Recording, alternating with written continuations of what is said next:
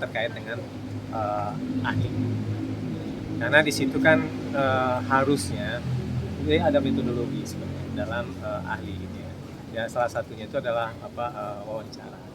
Nah wawancara seharusnya itu memang harus keduanya, tapi informasinya hanya sepihak. Gitu.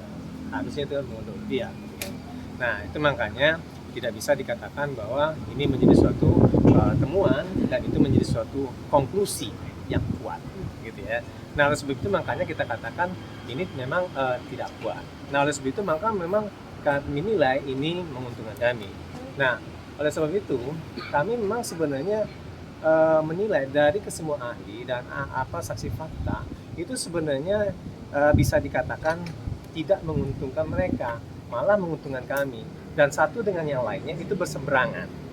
Bahkan ada satu titik gitu ya, bahwa sebenarnya sangat menguntungkan kami dan menguatkan dalil kami sebenarnya gitu ya, terkait dengan persidangan tadi. Nah jadi kami menilai bahwa apa yang mereka katakan di publik, secara publik gitu ya, yaitu silakan aja dia ngomong apa gitu kan. Tapi ini kan proses pemeriksaan masih berlangsung gitu kan, dari versi mereka. Nah, jadi dalam konteks pada saat ini kami menilai bahwa yang namanya saksi-saksi yang mereka ajukan itu bertolak belakang, berseberangan dan tidak menguatkan atau melemahkan dari dalil mereka sendiri. Dan itu sudah kami gali itu secara mendalam. Nah, oleh sebab itu makanya kami mengkonstruksikan itu tidak kuat. Di dalam suatu pembuktian dia harus dinamakan prima facie, suatu fakta yang memang benar-benar kuat. Nah, oleh sebab itu makanya nggak perlu banyak gitu kan. Tetapi memang bukti itu memang kuat, langsung ke titik persoalannya kan. Ada titik-titik dalam hukum itu, ada titik-titik akupuntur sebenarnya yang bisa dipergunakan, yang dilihat bahwa inilah sebenarnya titik lemahnya. Di situ bisa dimunculkan suatu fakta yang prima. Nah, jadi oleh sebab itu kami menilai ini tidak kuat. Walaupun mereka pergunakan pada saat ini kan, tapi kami menilai itu mereka menyia-nyiakan. Itu sih ininya ya. Nah, kemudian yang kedua terkait dengan data elektronik ini.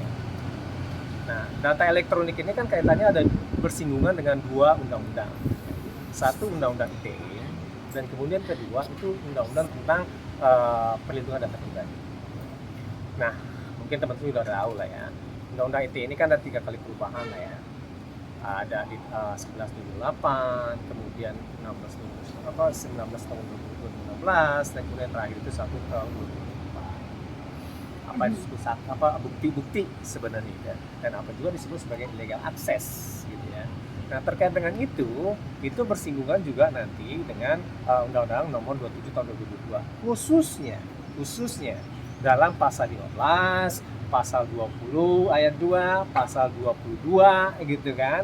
Nah, di situ memang diterangkan gitu kan bahwa yang namanya bukti elektronik gitu ya, memang harus ada pembanding terlebih dahulu gitu kan. Misalnya nih Mbak gitu kan atau Mas gitu mendapatkan WhatsApp gitu ya. Nah, WhatsApp itu harus diperbandingkan mana dia ininya pembandingnya gitu ya. Yang dia diambilnya dari mana? Misal dari contoh dari WhatsApp Mas gitu ya. Nah, WhatsApp Mas itu akan diperbandingkan. Nah, ada database-nya tidak gitu kan? Ada metadatanya atau tidak di situ gitu. Tapi kalau misalnya situ tidak ada, artinya situ sudah di-cloning. Sebenarnya gitu ya. Nah, kemudian dari situ baru nanti dinilai itu datanya diambilnya secara sah atau tidak. Kalau misalnya dia tidak didapat secara sah gitu kan, berdasarkan pasal 20 ayat 2 gitu kan, dikaitkan juga nanti dengan pasal 22 ayat 2 gitu kan. Nah, itu dikatakan sebagai suatu mengambil data pribadi orang secara tidak sah. Nah, itu dikategorikan sebagai illegal access.